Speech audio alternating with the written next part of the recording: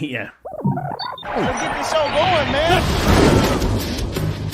Welcome to the Bleeding Burgundy Podcast, a Washington Commanders podcast for fans, by fans, with your hosts, Jessy Martin. Because 90% of them are wrong. They're fucking wrong. Max Taman. You've got a plate of shit and you've got a bowl of shit. They're the same thing. Scott Heartley. Yeah, thanks for having me on.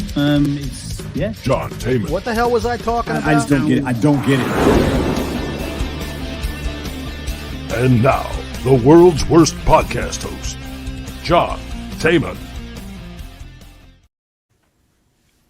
Hey, it's me. It's John Taman. I'm the world's worst podcast host, as you have well found out if you've been paying attention to this show. And if you haven't been paying attention to this show, I might not be a very good podcast host, but I'm fucking good looking, and that's all that counts in this world, right?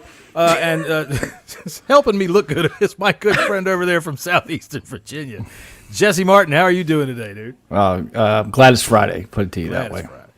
Hell yeah, man. It's 80 degrees. It's Friday. It was supposed to rain all day, and it didn't. That's nice. Mm-hmm. And We need down there rain. looking. It hasn't rained it seems like it hasn't rained all year, like over here. It's crazy. I don't know. We had plenty of rain last month, but now we're into the old person part of the show. When we're talking, dang it, I got a quarter-inch of rain yesterday, and I tell you, it was good for the begonias. Anyway, down there looking like he really doesn't give a shit to be here, our permanent guest, Scott Heartley.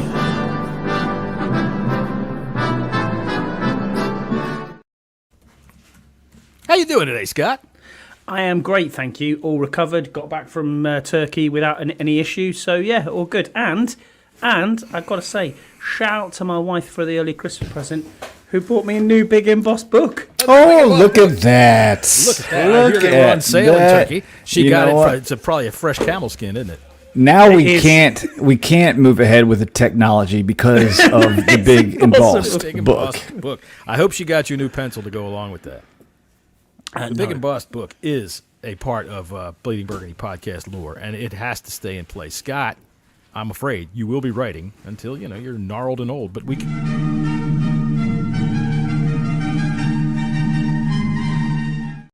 remember that forever and ever. And of course, today, Scott is brought to us. Hang on a minute, I got a commercial I got to read here. Scott is brought to us today by. I'm lost in my shit. Hey, you know what? You raised our rates here, fucking StreamYard. Give us some ways to put folders up in our shit. Scott's appearance today is brought to you by Abner Woo's Delicious Pork Anus. Yes, Abner Woo's Delicious Frozen Pork Anus. Mothers everywhere know that to get delicious restaurant quality at home with Abner Woo's Frozen Foods. Stir-fried pork anus, kung pao, and many more recipes will have your family saying, Mom, is it anus night? Pork anus, bat snout, horse testicles, and more available now in your grocer's freezer. Remember, moms, when the kids are hungry, nothing beats a plate of Abner Woo's Delicious Pork Anus. So welcome to the show, Scott and the Pork Anus. As you can see, Max is not here. Dude, I'm not the one that's the superstar bringing in the advertisers. Well, that's true. That's very true. Thank you very much that we have him. Abner Woo, we like you. Thanks, everybody, for being here in the chat as well. Scott G and Brian. Appreciate y'all being here. Yams in here, and that guy Scouse, too, I guess. Yeah.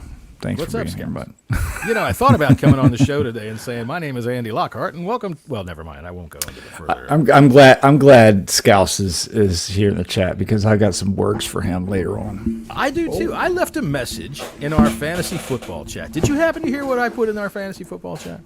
I did some looking. I got curious, and I said, it was like the first part of October when I offered Scouse Derek Welker III for Justin Jefferson, and I got roundly chastised, told I was absolutely out of my mind. Deservedly so. No, I don't believe so. Still agree with that. I tell you what, because you guys are looking at career. This is not a keeper league. So I did some looking. That since that day was done, they are distinctly 1 point apart. Justin Jefferson has scored 77.6 fantasy points, and Welker has scored 76.6. That probably would have changed your season from the running back position, my friend Scouse. Because you have other wide receivers that would have stepped up. However, Marvin Harrison got hurt and rendered the whole thing moot. But I just wanted to point out that just because a guy's got a big name, what he might be doing this year in terms of fantasy, isn't always the same thing as his big name says, even though he is having a good year. He's the fourth-ranked wide receiver in terms of total points. So that's just a little tidbit for me here in our general bullshit session. And as I can see, as I planned on it doing, shut everybody up. Have we got an update on the fantasy this week, Jesse? I'm about to give one right now. Yeah, legend! Look at that seamless move. That's called a last segue week, into business here, Scott. That's what we're doing. and the reason why Scott's just so antsy to get the update is because Scott did win last week, week 8. Did I? Did I? I had some injury issues, but that's okay. It's all right. Scotty's first time. We're popping his cherry. Oh, is that what it is? I'm playing Scott this week. We're letting him, giving him a little pillow to fluff. Let's just recall this a bit. Let's just recall this a little bit, Jesse. Looking back at this, and you all sat there and took the piss and said, "Oh, look at you with your chart. Look at you with your chart. It's looking good now when I'm 7-1, son. You know what I'm saying? That's all right. Look at you with your chart." That's all right. In all seriousness, this week I'm going to lose. I think I have Mark actually this week. I think I'm playing you. No, I don't think you are. I think I've got Mark, and it's very tight. I didn't start Tank Dell, and Tank Dell scored 20 points, which is very annoying. So Mark is coming on strong now. He's Mark is coming on strong. He beat John last week by 1 point. 1 point. 1 point. Our game went like this all day long on Sunday. Every time I looked at it, another one of us was in the lead. Let's see. Tony barely beat an inactive toothpick. Scouse. Toothpick got up out of his coma just to change his lineup. Scouse lost to Yam. And let's see, we got one more. And Max lost to Joseph. So it's pretty tight. I mean, Scott's got a good commanding lead right now. Right. I'm still in second because of the points.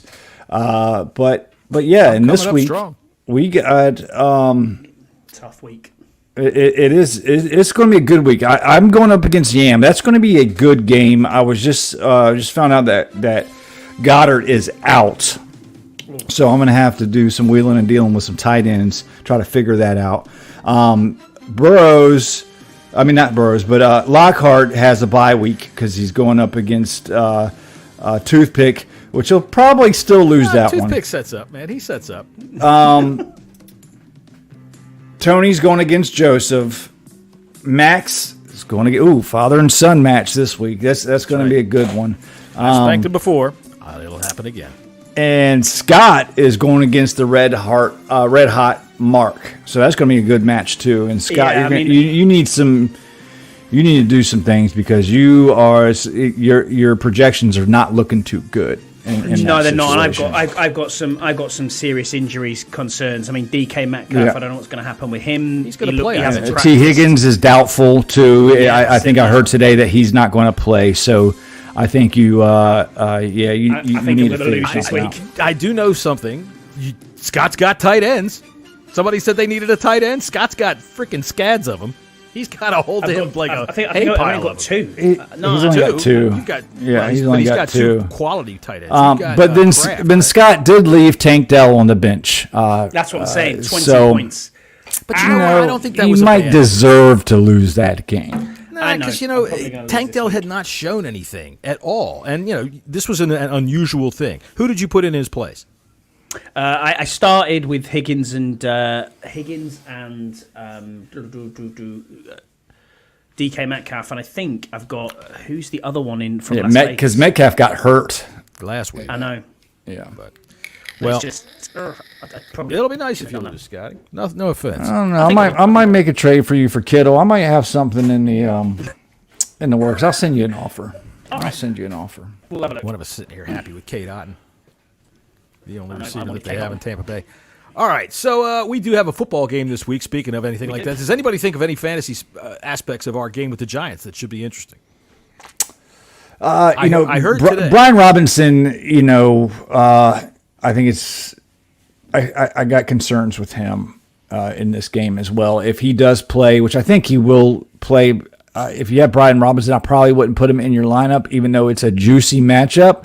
Because I think his touches are going to be limited. Yeah, but you know what? His limited touches are usually from the 5-yard line on in. I think Scouts has Brian Robinson, I think. Oh, yeah. Well, you're breaking up there, Scotty. You are breaking up. I think Scouts has got Brian Robinson. I hope you can hear. Yeah, he does. Sound like the micro man. Does. Yeah, But he had his micro best man. game rushing against the Giants.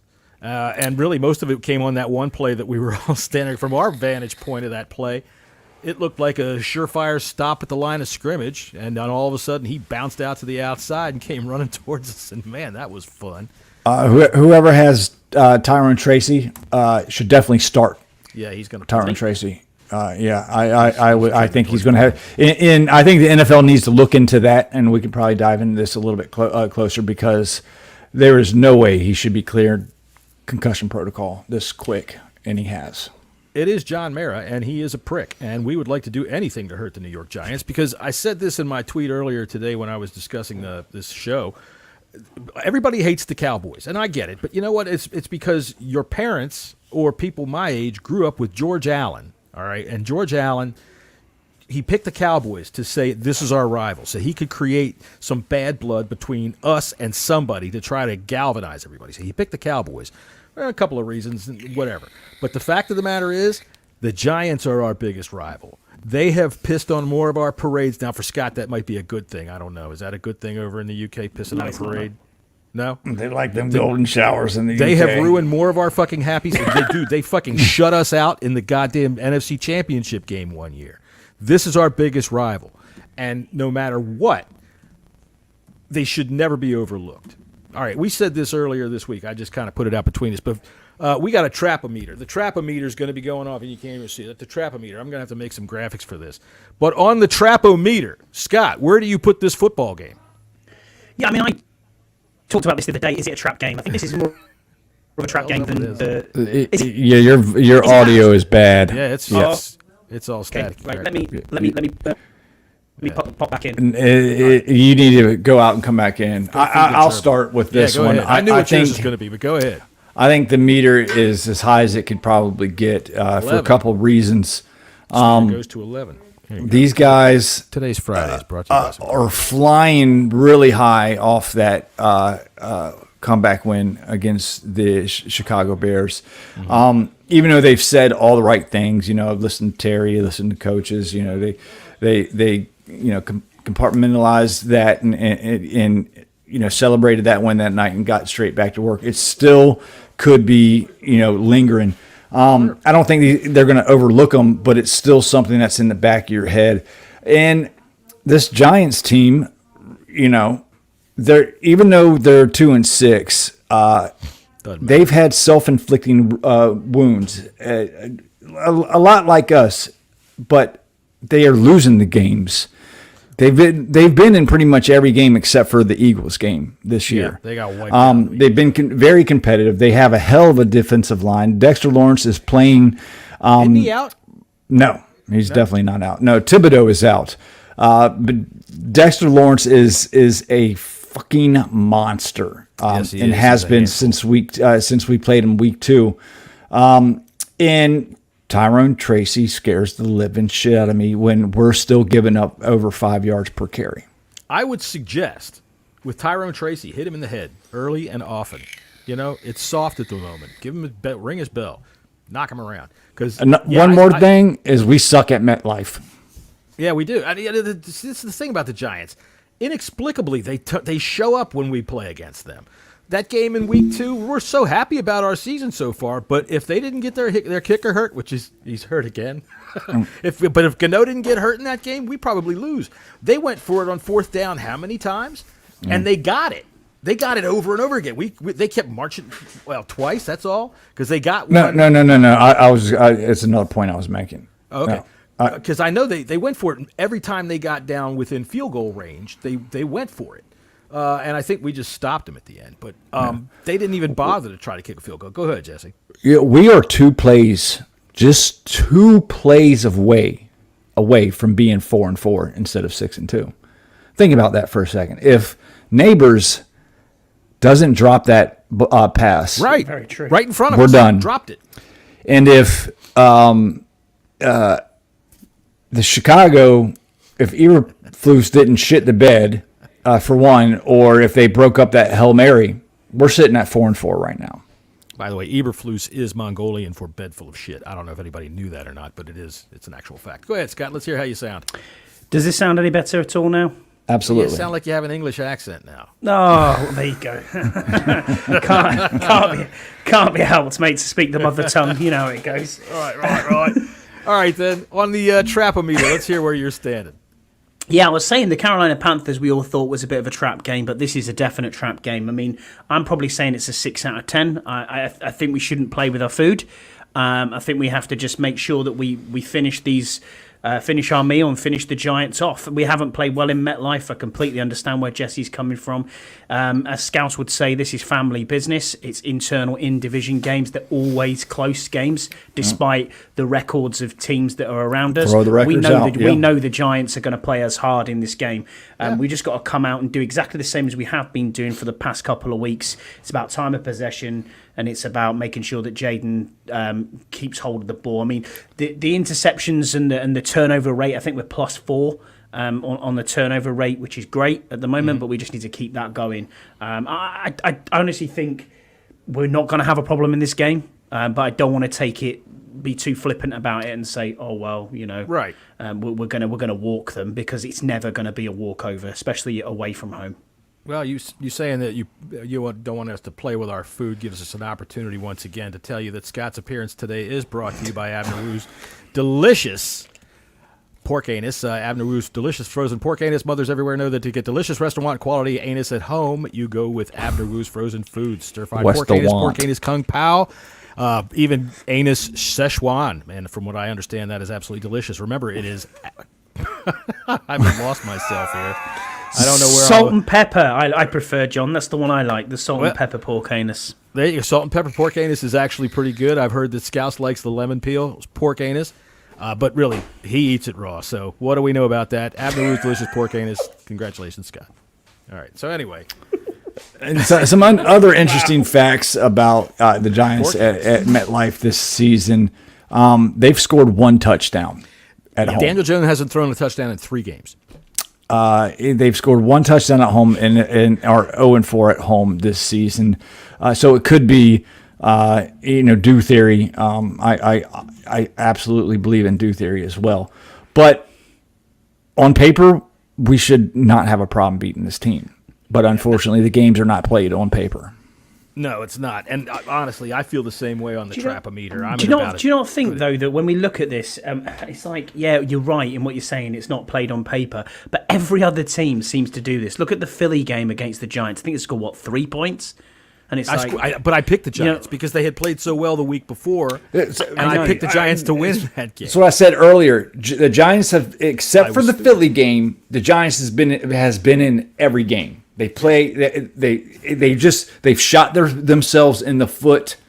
Is the reason why they haven't lost their game. I think they're a better team than their 6-2 record. I do. 2-6, right? But we should go up and spank them. But I feel the same way. I'm on about a 9 on the trap-o-meter game, and it's because the overwhelming high of that play, right, of that win. You can't help but have a little bit of a come down after that, and you feel a little drained after something like that. I know I did. I tell you what, I fell into bed, smoked a cigarette, and before I knew it was time for some poached eggs, and I was giving her my shirt and sending her home. But that's an entirely different thing. Look, but yeah, you don't want an emotional letdown. Now, I've been reading some things today from other teams that have done things like that they say that it propels them.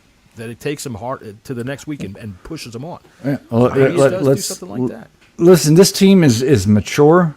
This team seems focused, and this team is well coached too. Yes, absolutely. So, says Dan Orlovsky. Maybe our high trap-o-meter, John, is just some PTSD. It would be if we haven't seen fucking inbred hillbilly goddamn pinhead redneck Daniel Jones somehow turn into goddamn Clark Kent. That's true. Pull off his shirt and he's Superman when he plays us. So time and time again, yeah. I'm bouncing around a little bit here, but it's a fan show, and this just came to my head. Frankie Louvu, I heard he took some lighter practice this week. Is he going to play? Yeah, he did not practice yesterday. He practiced today, and he's a go. The only one they called out is Cornelius Lucas. Yeah, did you hear Dan Quinn's press conference? He specifically was asked about Louvu and said he's playing. No, I was actually today driving behind the slowest, worst driving motherfuckers that there are, and they're always right in front of me. I did not know that. Scouts brought up a good fact here, saying Daniel Jones hasn't scored a TD at home since New Year's Day 2023. I said that earlier. Since New Year's Day 2023. No, I think they've scored one touchdown at home this year. I don't know who it was, but they've have scored one TD. Scouts, are you meaning a pass TD?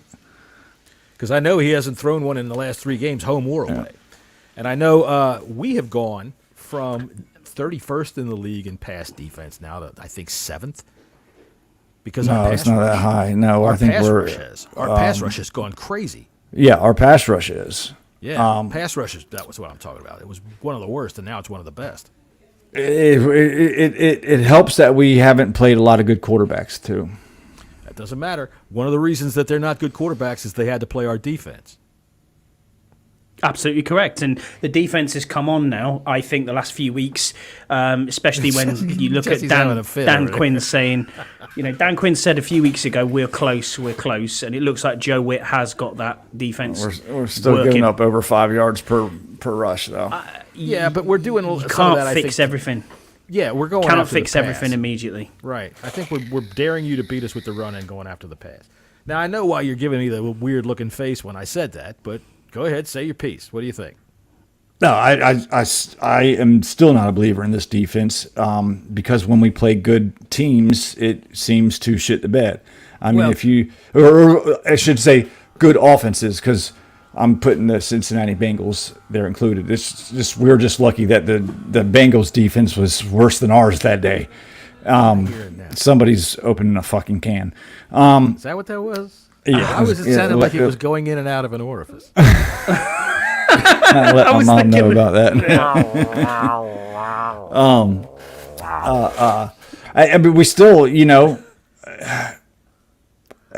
even Caleb Williams, as bad as he played for the first 3.5 quarters, once he got a little bit of confidence after they scored that touchdown, I mean, he was throwing every fucking. He hit some broken plays that really set it loose. Because other than that, we were tackling well in the back end. But he got a couple of broken plays that got him down a lot of yards quick. But he also, he overthrew open receivers. I don't know if you guys really looked at that. I mean, he had some bad passes that really could have helped them out. And that's the difference between having what is essentially a rookie QB and a QB that doesn't look like a rookie. Jaden Daniels is not playing like a standard rookie quarterback should be playing. Caleb Williams, in my opinion, is playing like a rookie quarterback should be playing. But at the same time, he's still going to have a great career. And this whole Bears fans, blah, blah, blah, blah, blah, blah, blah, blah, and about, it's one of them. I mean, I will listen to the experts or the talking heads, all over social media and all over YouTube and whatever else on their shows saying, oh, well, when you look at the hit rate of quarterbacks, they're talking up this next year's quarterbacks again, Carson Beck and the likes coming out, and as you'd expect. But they're right in what they're saying that 25% of them are gonna hit. Maybe you probably might get 2. You might get 2 that hit, and the rest just fall by the wayside. And that's kind of where we are with this year's class so far. Sort of, maybe. Is Bo Nix going to have a great? We don't know about JJ McCarthy. Got no idea with that. But look at the previous year: Anthony Richardson benched. Bryce Young, benched. He should be benched. The dude fucking took himself out of a game. He should be Bryce Young's back under center again. Bryce Young's back, but when you look at there's always he's been benched again. Slump. No, they put him back under center. Yeah, they're giving him a starting job over. After last week, as Dalton had the thumb injury. Dalton's healthy now, but Canales came out and said that they liked what they saw from Bryce Young when they got their ass whooped, but he still had a good passing day, and he seemed to be better. So he said he's going to be the starter. Well, far be it from this podcast to start any rumors, but I did hear that the red turd got in a car accident because he was getting a Hummer, but we didn't say that. Anyway, I did have another thought, and that kind of blew it right out of my head. Now I don't know what the hell it was, so go ahead. Somebody else pick it up. Oh, you know what? I want to say this. Adam Rank, and this is the last thing I want to say about the Bears game until the next time we feel like talking about the Bears game. Adam Rank. Shut the fuck up. Shut up. Shut up. Sit the fuck down and shut up. Shut up and sit down. You shut up. Just sit your ass down here and shut up. Shut the fuck up. My God, have I ever heard somebody that whined as much as him? Aside Biggest from the whiner fact and crier. that he has way too much airtime on the NFL Network. He offers the worst fucking fantasy advice you could possibly imagine. Gee, you think picking up Justin Jefferson's a good move there, Adam Rank? Thanks for the advice, buddy. He's not available. Dude, he is the biggest Chicago Bears homer, which I have no problem with. You can be a Chicago Bears homer.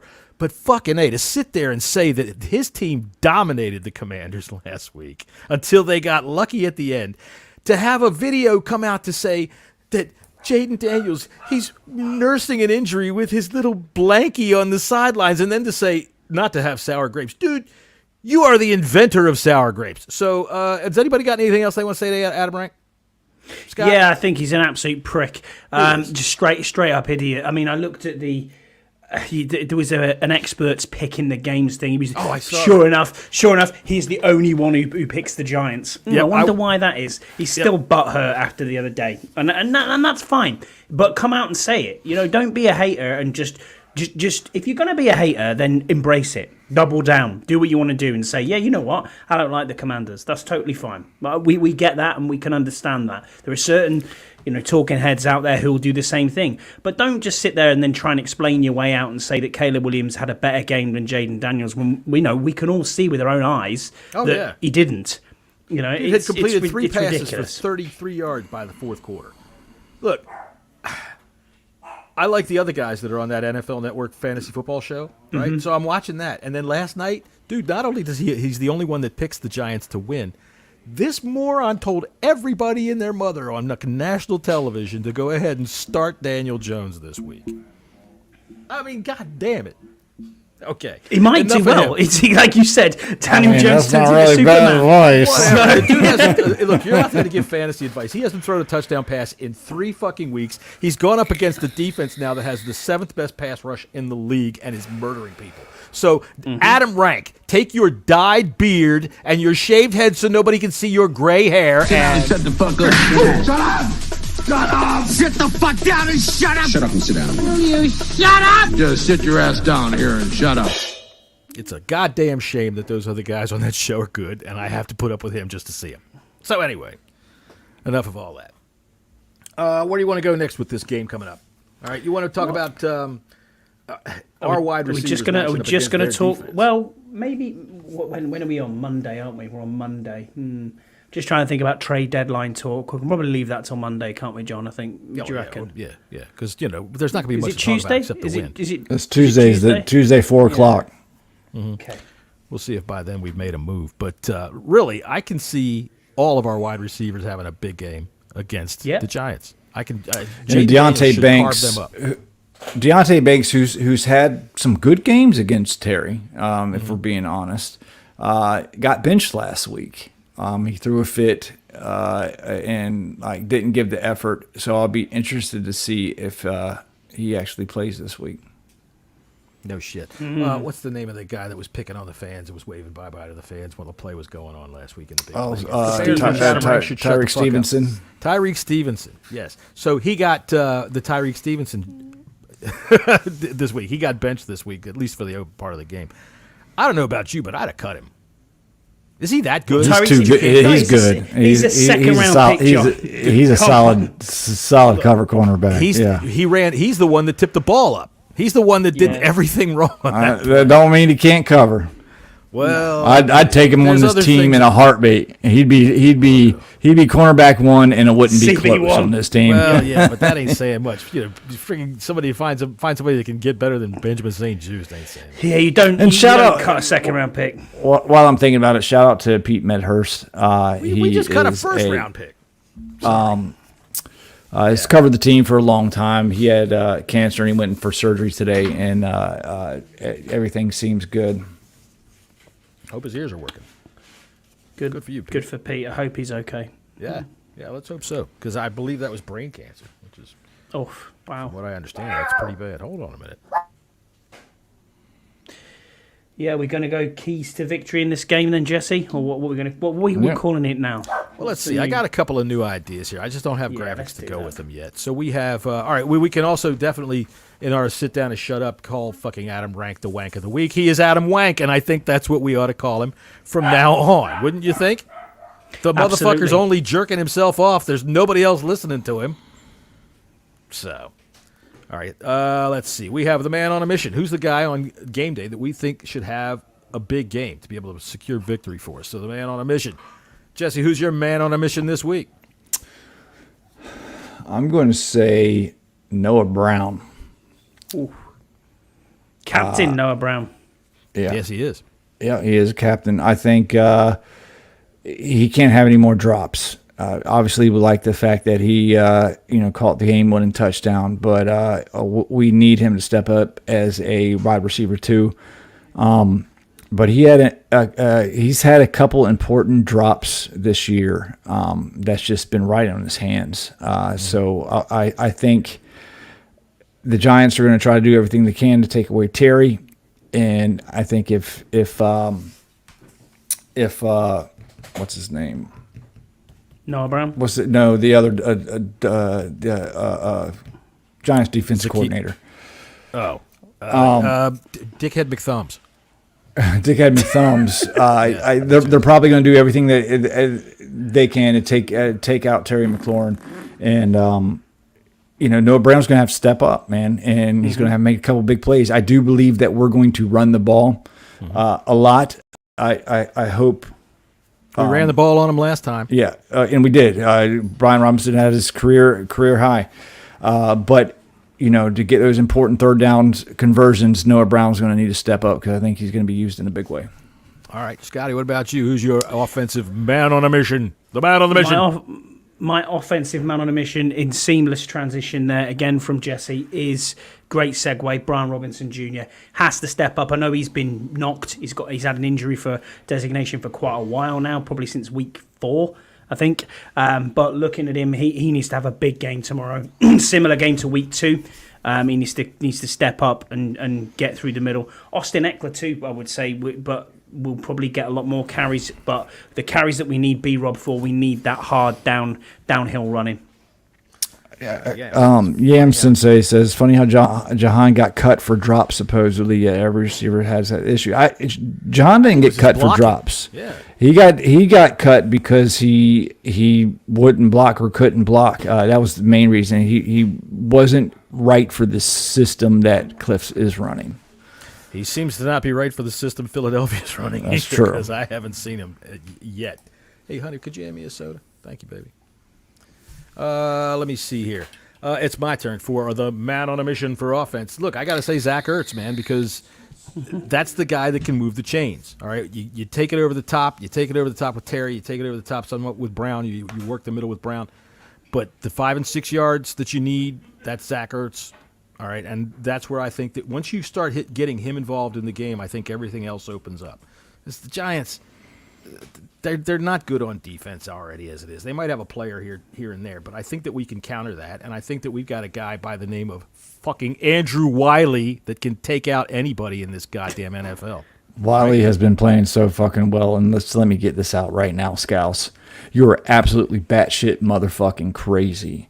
Tell him, Scouse. For the hate that you spew, and you're just doing it just to be a hater. Spewing. That's the thing. That is the thing. For not properly acknowledging rolling out the red carpet for one Andrew Wiley. Yes, yeah, he's one of the most Andy. One of the most ridiculous things in the world. I mean, he is playing absolutely like he's playing really, really good, and you still think he sucks, which is absolutely fucking crazy. No. Yeah. Not having that. I don't think he said he sucks. He said he needs to see a bigger body of work for a longer period of time, and I don't disagree with that. He has given his flowers. He could be doing this for the next 3 years, and Scouts would be saying, "Oh, I need to see more. I need to see more." I think if he plays this well till he goes, "Look at him, he's shite." If he plays this well till the end of the season, I think he's got to give it back and say, you know what, yeah, he's he's not going to do that, Scott. I got to tell you, We're talking about scouts here. I know. He just wants to be right with this situation. And there's nothing wrong with trying to be right. I sat here and got ridiculed time in and time out about this fucking offensive line, saying scheme and quarterback play fucking matter when it comes to offensive lines. And what do we got now? We got a better scheme, better quarterback play, and the offensive line is it's one of the best, if not the best in the whole entire league by every metric. And it depends what way you look at it, because I've seen it top 5, definitely. I mean, I'm not going to disagree with that. Number 1, I've seen it. Number 3, I've seen it. Depends who you're talking to and what statistics you're using. Yams just called you out there as well. He's saying Andy refuses to give Wiley his flowers, just like Jesse refuses to give Terry his flowers. It's not about refusing to give Terry his flowers. I'm just saying he's not a top 5 elite receiver like this whole fucking fan base thinks he is. He's not. I don't think he is. I don't think he's top 5. Top 10. He's not even top 10. Probably not even top 15. His numbers are showing up this year, though, in those up in those heights. He's showing up. And I would say that, really, I think the problem with Scouse is that if he tried to say acknowledgement with that accent of his, it'd probably sprain his mouth. Come on. Right. Jesus Christ. Jesus, John. All right, fine. Now, I will give Terry his flowers in one area that he is absolute elite at. He's an elite contested catcher, 100%. Absolutely. But he's not an elite ball handler. He's not. He's a body catcher. His route running is not good enough. Particular great, but it's not. I mean, it's not bad by any means. But again, it's not. He doesn't have all those elite traits. And when you're talking about someone being elite, they got everything. You know. See, I don't Scott G, the receipt keeper in here, saying you said he should never play another snap in the off-season. Well, you know what? I can admit when I'm wrong. Yeah, okay. Well, yeah. So that's some other people can't. Wiley has played up to what we want. That's the whole thing. You know, look, I sat around making freaking Photoshop pictures of Sam Darnold with a cinder block for a head, right? Last year I put a cinder block on a pole and said that was him.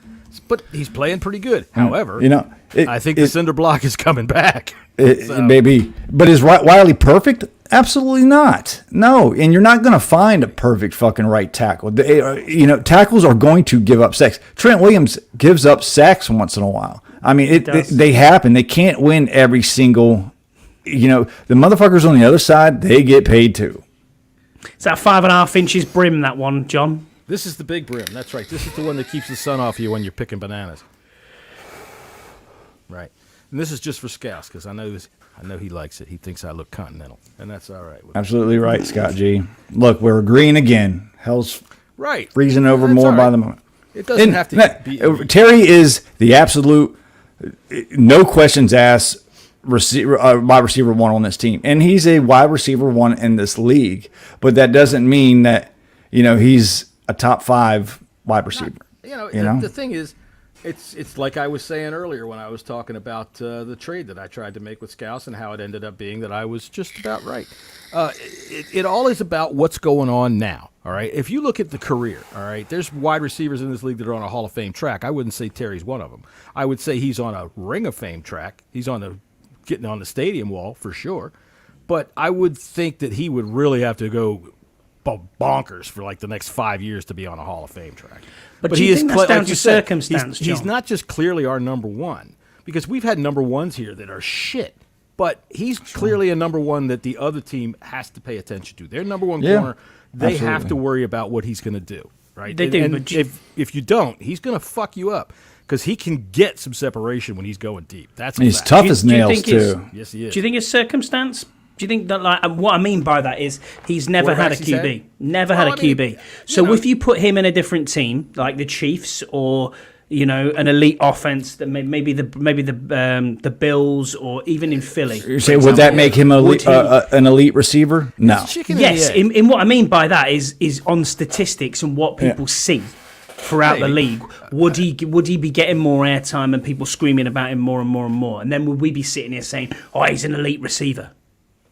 I don't think so, because it's it's like in a Deebo collection Samuel. of traits that makes a receiver elite. Is Deebo Samuel an elite receiver? He is. He's a hell of a player. He's like a he's a gadget freaking guy. He's like one of them. Gadget. He can do it all. He can do it all. But is he elite in more than one trait? I don't think so. No, but he is another guy like Terry. You better pay attention to him. You better know where he is, and you better make sure somebody's good on him. Otherwise, he's going to kill you. So Scott G said it. You're right. You can be a number one wide receiver without being elite, and you can also be a number one wide receiver and not be very good. See the Colts, but we got a good number one wide receiver, and I think there's nothing wrong with Terry being our number one. I love Terry.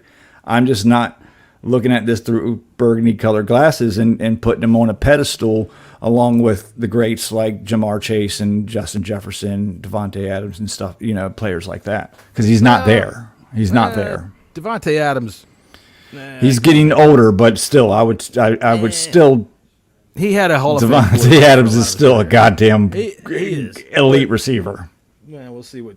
I don't know if I don't think he's a. I don't know if I put him elite, but this is a discussion we should have during our football NFL show tomorrow afternoon at 4 p.m. By the way, when we are picking the NFL and finding out how much money we won or lost over the last 2 weeks, while Scott was so leisurely hanging out in Turkey and not keeping track of the fucking score. However, Scott does have a brand new Big and Boss book, so anybody that wants to chip in, Brian, you were 100% right, man. There's very few elite receivers in the league, only a handful of them, and unfortunately for our guy Terry, he's not quite there yet. The way it is with everything, though.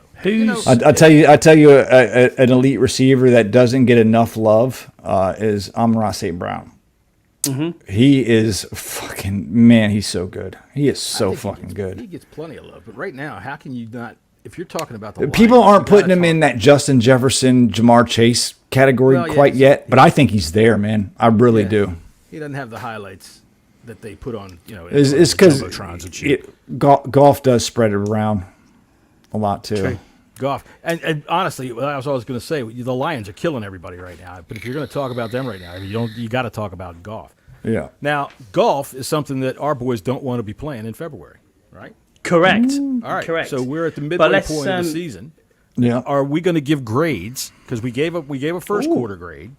Are we going to give grades today, or you want to give a grade on Monday after we see how this game goes? Because the official midway point of the season will be about halftime. Let's do it Monday. Let's do it Monday. All right, so there you go, everybody. Monday at 5:30 p.m. Tune in to find out our grades for the Washington Commanders for this fucking season so far. Because you know what? If there's anything that's going to guarantee Terry McLaurin getting paid like he should be as an elite receiver, it's going to be this fucking grade. So tune in to see what it is.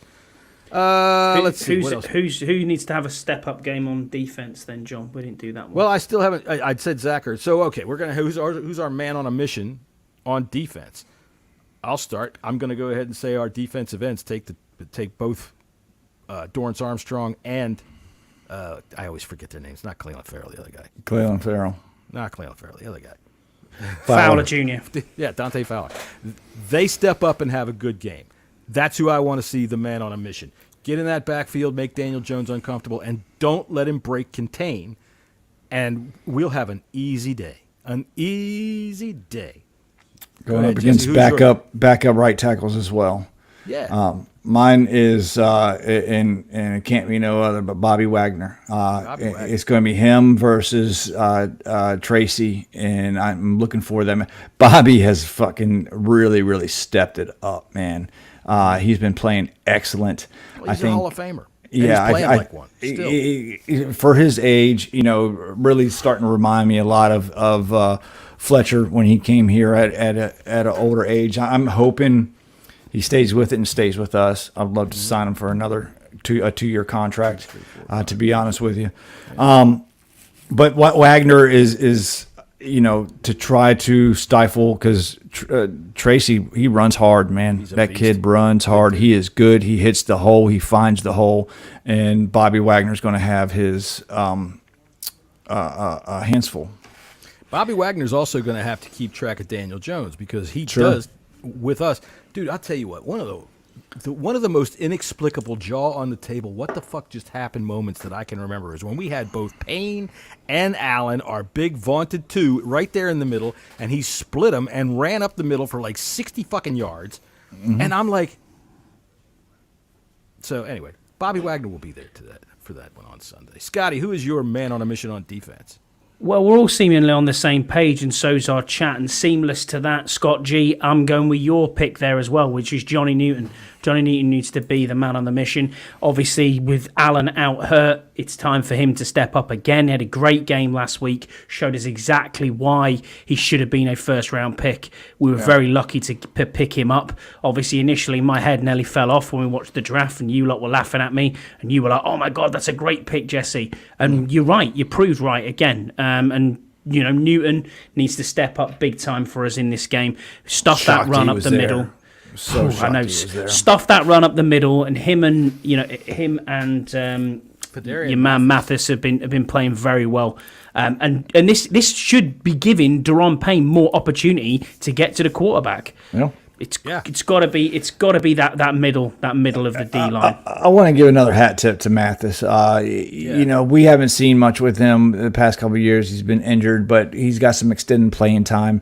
And hats off to him because he has come in and played well.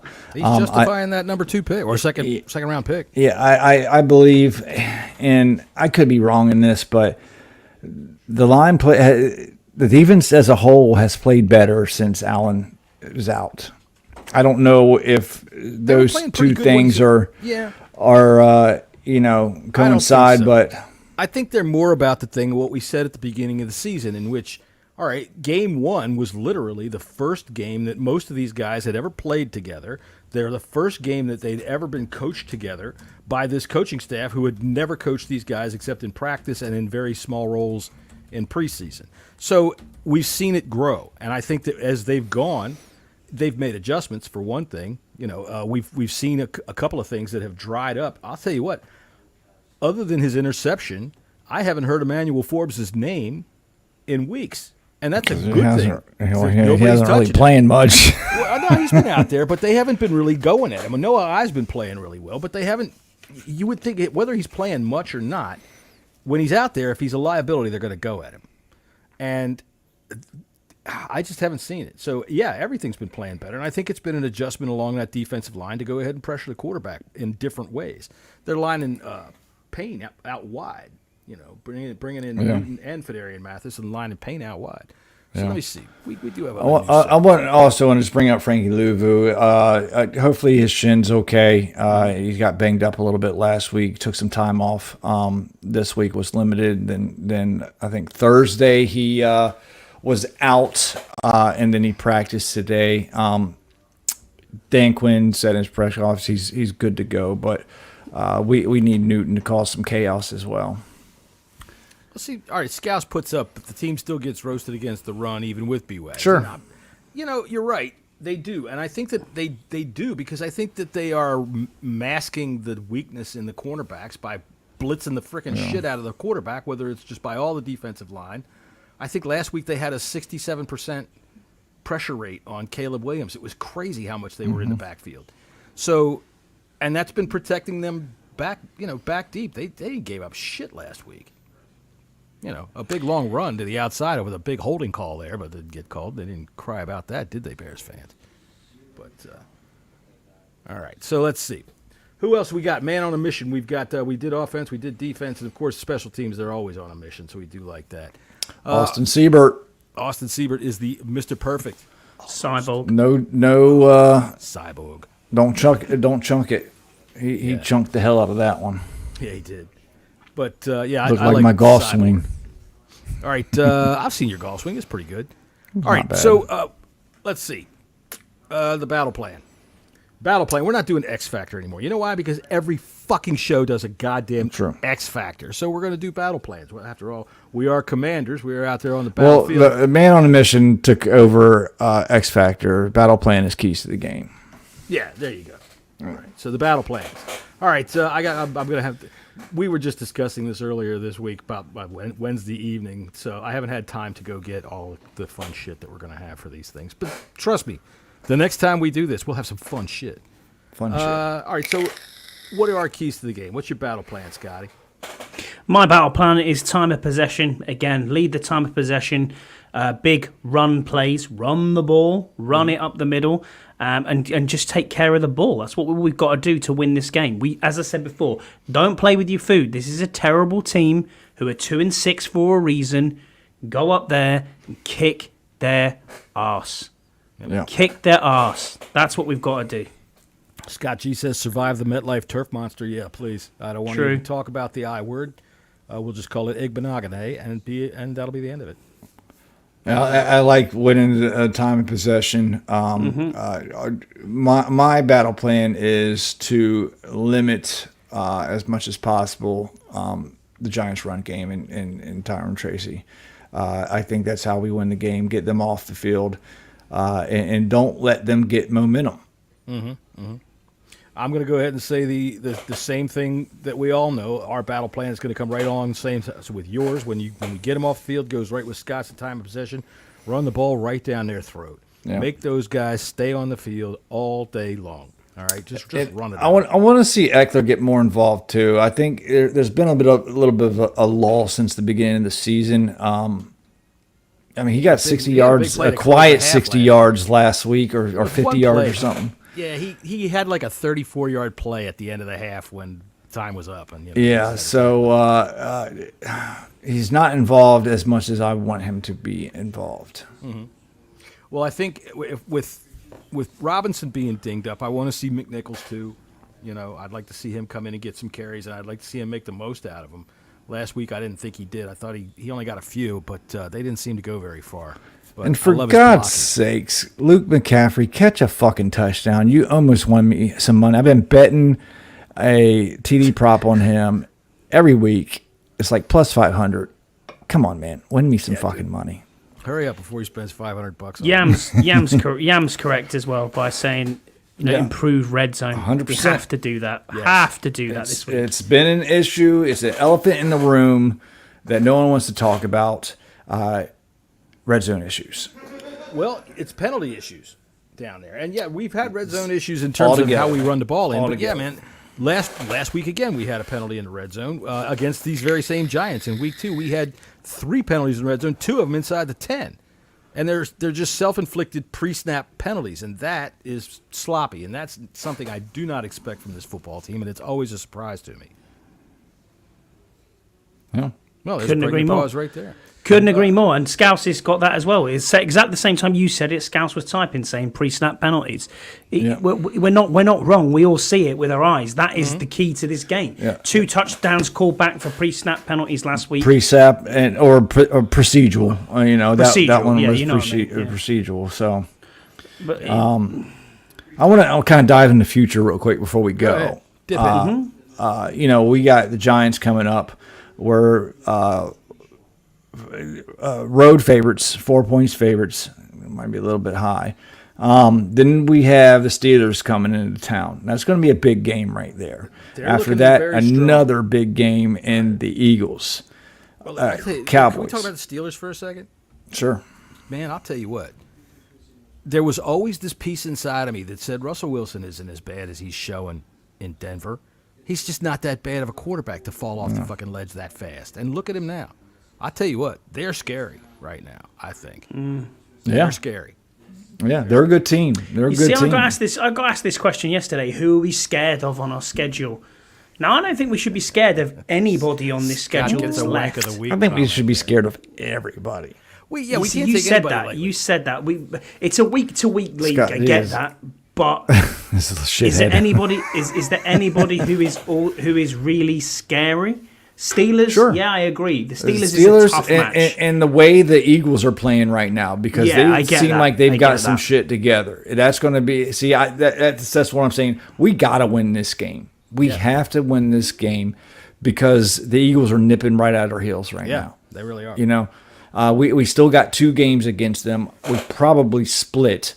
But, the Cowboys, you don't know what we're going to get. I feel confident in the Cowboys, but still you don't know what you're going to get. And then we got the Titans Saints. They're going to get blown out against the fucking Falcons. Titans Saints in Atlanta. Saints. We should be heavily favored in both of those games right there. Then we got the Eagles again. Then the Falcons. That's going to be a tough game. Falcons are a good football team. They can put up some points. They can run the ball with Bijan Robinson. Kirk Cousins is playing well. They got a bunch of weapons over there. Then we finish it out with the Cowboys. Our schedule is tougher than probably looks. The best thing about our schedule is the lack of travel. That's we don't true. really do a whole lot of traveling, and I don't think we're really going to play an outdoor cold game. We play the Falcons in December, and that thing, that's lucky because I want to talk to you guys about this too. Jaden Daniels has never ever played in a cold game. Look, listen, I want to talk about that. Yes. It was 55 degrees, and he had a balaclava on. Yeah. That kind of concerns me a little bit. Well, I don't know. Joe Theismann always said it best. When he talks about, they're always up in the frozen tundra, like Green Bay in December and January, and it's -7 degrees. He goes, you know what? They always talk about how the Packers are used to this. He goes, nobody's used to this. It's just who can endure it the longest. So if he's never done it, say we had to play. Doug Williams never played in. Say we had to play the damn Packers in the playoffs. Oh, I know. Jaden Daniels probably ain't gonna be able to move because. I don't know. Yeah, there's not a whole lot of blood flow. You're gonna have to. What's the kid's name from A Christmas Story? You're gonna have Ralphie. to bundle him up like fucking Ralphie, and he's not gonna be able to move. He's not gonna be able to throw the ball. He's got no meat on his fucking bones. I mean, what are we talking? I'm sorry, that concerns me. When I saw him all bundled up for that game when it was nice fucking weather, that was fucking perfect football weather right there. Well, if we'll see how it goes, but I don't know. I'll be quite honest with you. I don't care. I don't think it's going to be an You issue. don't care if he sucks? He can't throw the ball fucking 20 yards? I don't think he will suck. I think adrenaline gets you through things. I don't know. I mean, like I said, it concerns me a little bit that he's never played in a cold weather game. In all of his years in college, high school, he grew up in California, played in the SEC where there's no cold weather games in the SEC, and when there was, it was in a fucking dome. Yeah, let's look at it then. How many teams in the frozen north play in dome stadiums? The only one I can think of is Green Bay. That's open. The Lions. That's open field. First Lions outdoor game dome is this weekend. The first Lions outdoor game they're going to play. In it?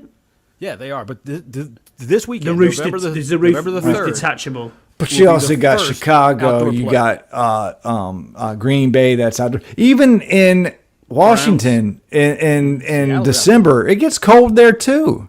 Oh, yeah. If he was cold in 55-degree weather, okay, what's he going to be in 30-degree weather? Cold, 25-degree weather. Maybe he just likes to wear a hat. Who knows? Yeah, Scott says he was probably bundled up for his ribs. Dude, that was around his head. But maybe it was because of the psychological effect of the ribs. Look, you go to work in the cold, right? You work. Yeah. All right, so it'll be the same thing. He'll just be doing what he does. Just but I got a motherfucking truck with a heater and hot hands and bundled up. He's got a bench with a heater and heaters around him. That's right. We do have heated benches. We do have. We got heated benches. They got all kinds of his stuff. His little itty bitty fingers are gonna fucking freeze off and break. He'll have little nubbies. This is typical. That's why Forbes sucked on last year because it was too cold to fucking run. Let's find something to go, oh my God, it's hopeless. We'll never make it. Never. We're done for. It's James frozen. We're done for. You said able to feel the ball. You said you're scared of everybody on this roster. I'm looking at this, not on the roster, on the schedule. Sorry. I mean, look, we could lose any one of these games. Yeah, of course we could. But we could win a lot of these games too. But if you think here, this is why this game Sunday is so pivotal, because it is. If we can beat this Giants team and sweep the Giants, then that puts us in prime position for this division. Because if you, as you say, and I think it will happen, if we split with both Philly and Dallas, you're already ahead of the curve. Why would you think we're going to split with Dallas? That team is because bad. they'll do something. They will Look, do it's something. The division. You just don't know. They're not Correct. the same as the Giants with us when the Giants can just inexplicably pull off some bullshit. The Cowboys are either good or they're not. And they're not. That's a bad football team this year. And yeah, I Well, can and the say Giants aren't at 2-6. Come on, they man. are. And I tell you what, here's where I'm standing. All right, we're going to do our picks for the game here, and this is I'm going to start us off right now. We're going to kick the shit out of the Giants, 42-10. I'm talking to you, Mr. Redfern. 42-10. All right, we're beating the shit out of these Giants. All right, they're going to want to go home and hide. And when I say 10, they're going to get the 10 because Jaden gets bored and throws one to their guy and says, "Here, just take it. I'm tired of watching you boys cry." Nah, he's not going to do that. They'll get a touchdown. But 42-10 is my pick for this game. Jesse, are you with me or not? No. Of course not. Oh, he's going to fart for us too. Way to go. It's hopeless. We'll never make it. Never. We're done for. All right, how much are we losing by? I'm going to hedge my bets. I'm going to pick us to win today, and I'm going to pick us to lose tomorrow. I think this game is going to be a little bit closer. I think I like 26-20, something like that. Okay. We win like 26-20, something like that. 42-10 I got.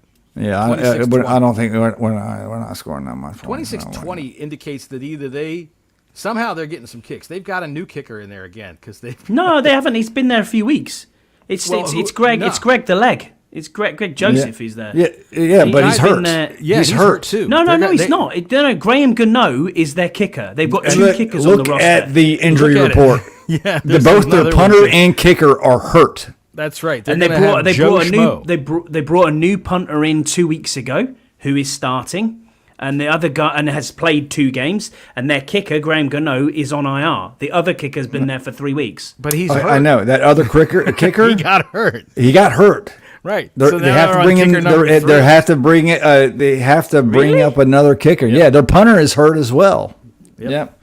I looked at the injury report right before we came on. The punter's Gillian, who's the Scottish guy, the Scottish Hammer. He is out, and they've got another punter. So he went to high school literally about 15 Greg, minutes.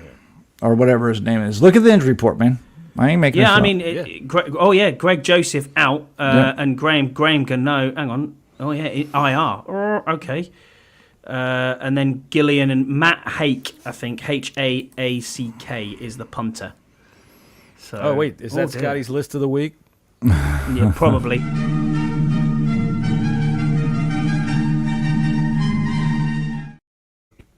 Brought to you, of course, by Abner Woo's Delicious Pork Anus. I'm not going to read the commercial again, but if you really want some delicious restaurant-quality pork anus, it's Abner Woo's Frozen Pork Anus. So, yeah, you're looking at this injury report. He is out for the game. So I have no idea who is kicking for them. It's Joe Schmo. Interesting. That might be that Billy makes Schmo. life a little bit. That makes life a little bit more interesting because obviously if Graham Gano's already on IR, Greg Joseph's out. I haven't seen them signing a kicker. So No, they've got some practice squad or third string guy that they. Anyway, my prediction is 34-13. John, I'm on your side. I think we're going. We'll win this by quite a lot. Well, there you go. There you go. All right, so I think that's our. Greg good preview Zerline of is football. Legatron. Yeah, you're right. I apologise, Deluxe. What do you say there you there? go. Let's see. Isn't Zerline Legatron? Yes. He's just been cut. He's not been playing with Philly. Yeah, they have Riley Patterson is now the Jets kicker. The Jets kicker? He's Jets kicker Riley Patterson, is it? Oh wow, okay. And McManus It came full is circle. Pack, Look, isn't it? Greg DeLeg got cut, Siebert got cut. We picked him up. Mm-hmm. They kept Zerline for instead of Siebert, and then we cut Riley Patterson, got Siebert, and now they got Riley Patterson. I'm thinking, wow, That's one of our 15 kickers we've had since the offseason. He should be on the rowing team.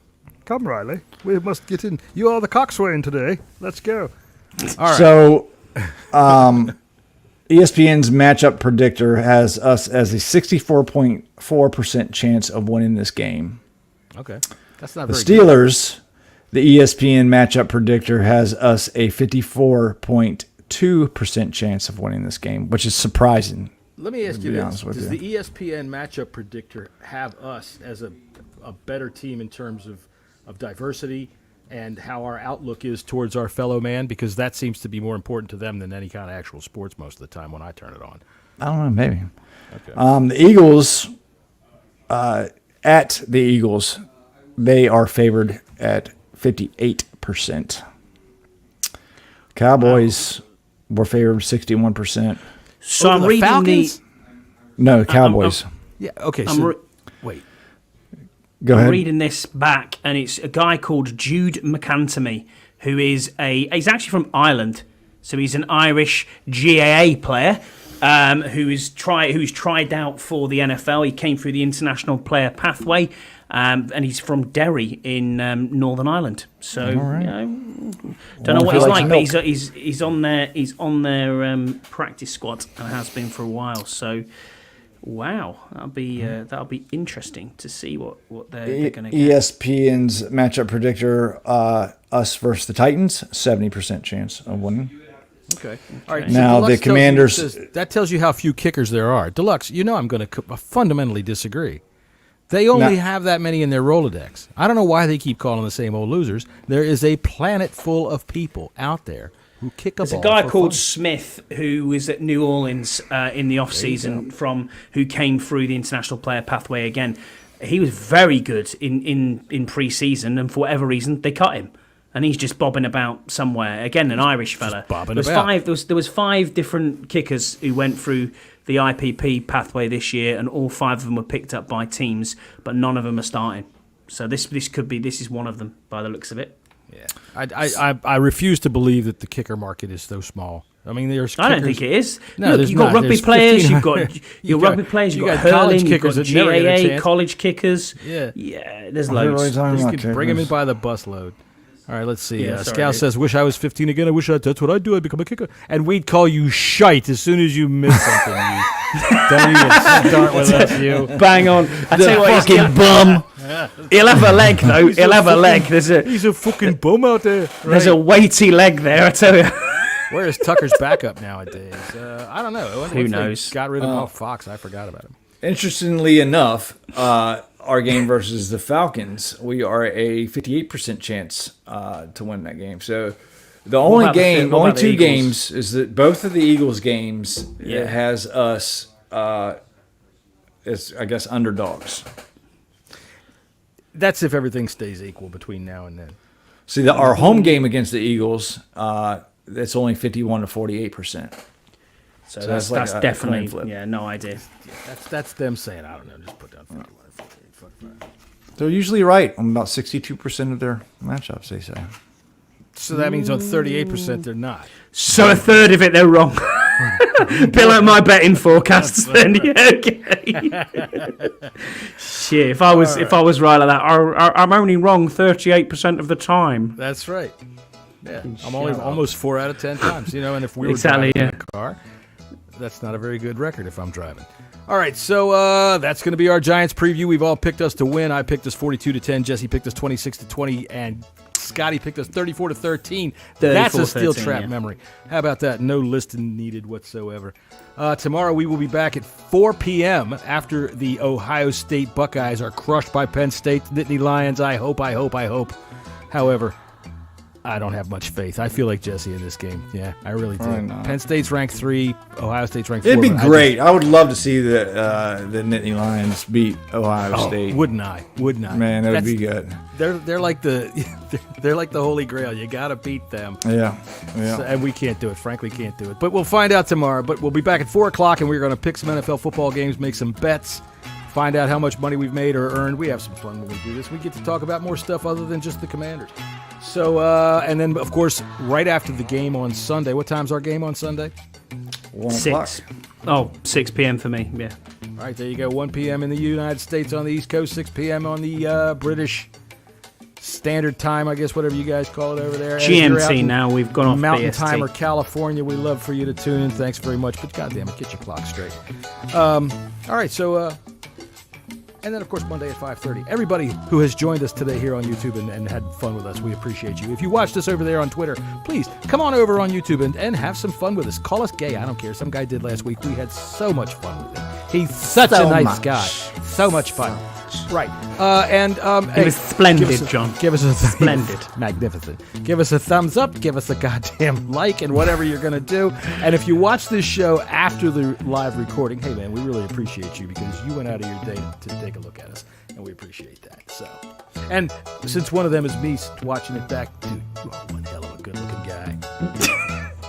That's for the After Dark podcast. That's right. That's for Bleeding Burgundy After Dark.